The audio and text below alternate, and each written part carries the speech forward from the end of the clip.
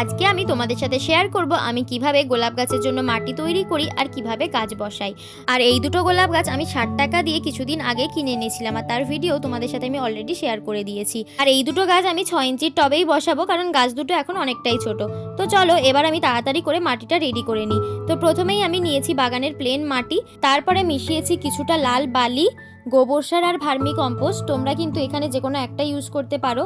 তারপরে মিশিয়েছি কিছুটা নিমখোল, হাড় গুঁড়ো, শিংকুচি, কিছুটা সর্ষের খোল, ডিমের খোসার গুঁড়ো, আর সবশেষে দিয়েছি কিছুটা কোকোপিট। এরপরে মাটির সাথে ভালো করে সব জিনিসগুলো মিশিয়ে নিলেই আমাদের মাটি কিন্তু একদম রেডি। এবার টবের ড্রেনেজ হলে একটা ভাঙা টবের টুকরো দিয়ে তারপরে দিয়ে দিলাম কিছু নুড়ি পাথর, তারপরে দিয়েছি কিছুটা বালি।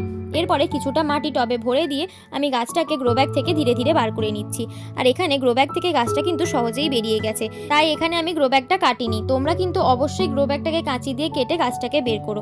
এরপরে গাছের গোড়ার মাটিটা কিছুটা ছাড়িয়ে আমি গাছটা বসিয়ে দিচ্ছি। আর হ্যাঁ, যে কোনো গাছ কিনে এনেই কিন্তু গাছকে সঙ্গে সঙ্গে বসিয়ে দেবে না, গাছটাকে 3-4 দিন মতো তোমাদের পরিবেশে রেখে দিও।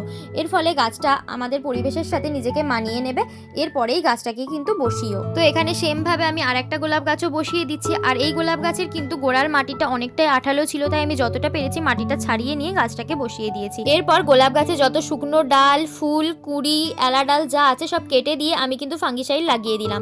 তারপরে জলের সাথে কিছুটা হিউমিক অ্যাসিড আর এপসম সল্ট মিশিয়ে আমি গাছ দুটোতে দিয়ে দিচ্ছি। এরপরে এই গাছ দুটোকে আমি 2 দিন ছায়াতে রেখে তারপরে ফুল সানলাইটে রেখে দেবো।